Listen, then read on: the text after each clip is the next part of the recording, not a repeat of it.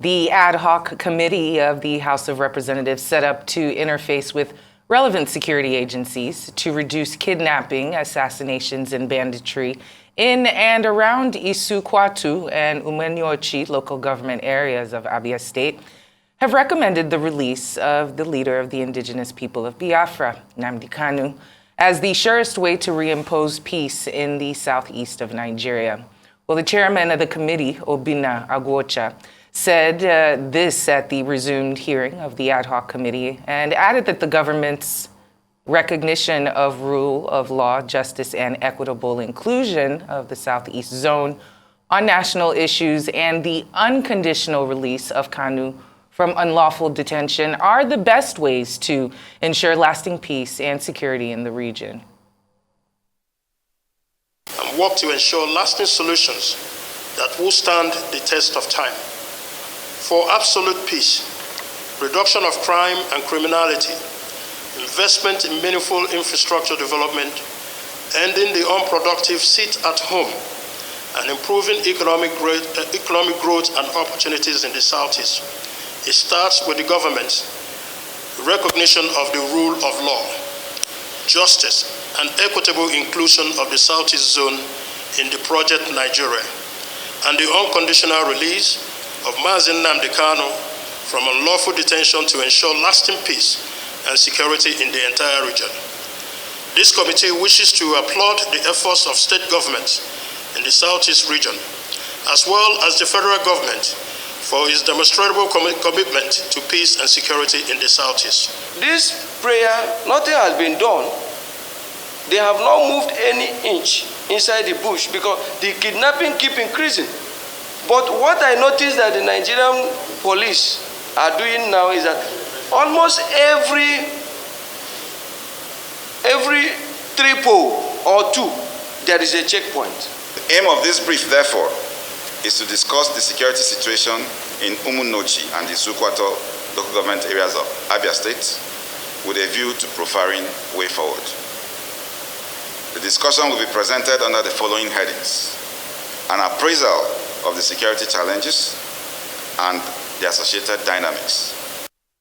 Well, that was the Abia State Commissioner of Police, Kenechukwu Onwemelie. Well, the seemingly intractable problem of insecurity in the Southeast has over time been woven around the personality of IPOB leader Nnamdi Kanu. However, no one has done more to trigger, foist, and expand the theater of the nascent terrorism in the region than a certain Simon Epa who lives in Finland. How he has been able to sustain the sleeper cell of terrorists from such a great distance remains a matter of conjecture. But to have a conversation on this push by the House of Representatives to get Nnamdi Kanu released and how his freedom could potentially check insecurity in the Southeast, we're now being joined by Arise News analyst Dayo Sobowale. Good afternoon, Mr. Sobowale. It's great to have you, of course. Now, you usually say government is a continuum. And we saw from the past administration a relatively blatant disregard for, court orders and the likes. Would this be an opportunity for this new administration to demonstrate that it's actually a departure from what we were accustomed to in the previous by actually going ahead to release Nnamdi Kanu? Well, if you listen to the request of the legislator asking for his release, he spoke of 2 things: unconditional release and unlawful detention. There are 2 issues. The name of Kanu's body is Indigenous People of Biafra. It is a terrorist organization. It is banned. So for somebody to come out and say it should be released unconditionally, it's not realistic. And it's an attempt to blackmail and intimidate government. Unlawful detention, that is wrong too. Because the rule of law, a man is presumed innocent until found guilty. But then if you raise arms against your state, that is treason. That is treason. No government can condone treason. And let us beat about the bush. I will say, this member of the House, they are representatives of the people. And they say the voice of the people is the voice of God. But the voice of the people must be based on reality. This is not based on reality. If you foment rebellion against your state, you must pay for it. That was what happened during the Civil War. Gawan started with police action. Then it set us back for about 3 years before we started reconstruction and all that. And in spite of all that now, we're asking for the release, unconditional release for that matter. It is an intimidation, attempted intimidation of government. Like you said, I say government is a continuum, but I've always insisted that the government is any government that can consistently use force or violence to maintain its rule within the given territorial area. And that is what the federal government has to do. You cannot be declaring a rebellion against the state and then you expect to be treated with kid gloves.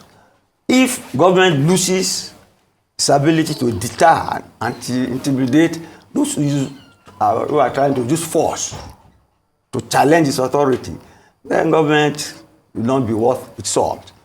Government will lose authority and power and legitimacy because government was elected to look after the security and safety of all Nigerians.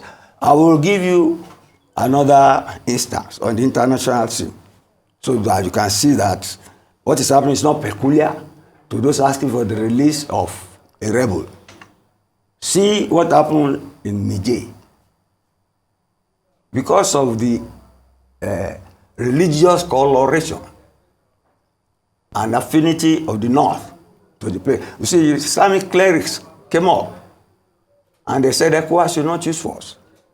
So Tinubu is now asking them, okay, go there, implore them to hand over power because you don't want war. But then where were those clerics before one Boko Haram was doing what it was in the Northeast? The kidnapping, the murder, mayhem in North Central, Northwest, and all that. Government must maintain its authority. In fact, insecurity is predominant in the country now. It shows the inability of government to deliver on its authority and as such leave the door open for questions about its legitimacy. I do not think it is right for any meaningful government to condone rebellion at whatever level and in whatever area of this country and on the basis of whatever ethnicity or religion. Next. What do you say to individuals who believe that at least engaging this discussion or even releasing Nnamdi Kanu might reduce some of this insecurity that's being seen in the Southeast? Why don't they ask him to renounce rebellion? It's very simple. They have access to him. It's wrong of government to detain him without trying him. Why don't they, just like Tinubu, I said, the clerics go and your faithful who sees power, go and talk to them. Now let these people offer to go and meet Kanu and tell him to renounce rebellion against the Nigerian state. Then we can talk of dialogue. Well, I would love Government to. is a government. I would certainly love to expand on this, but unfortunately, we have to go right now. But we appreciate your time as always. Thank you. For that. Thank you so much, Mr. Dayo, Sobowale, Rise News Analyst. Thank you for your time.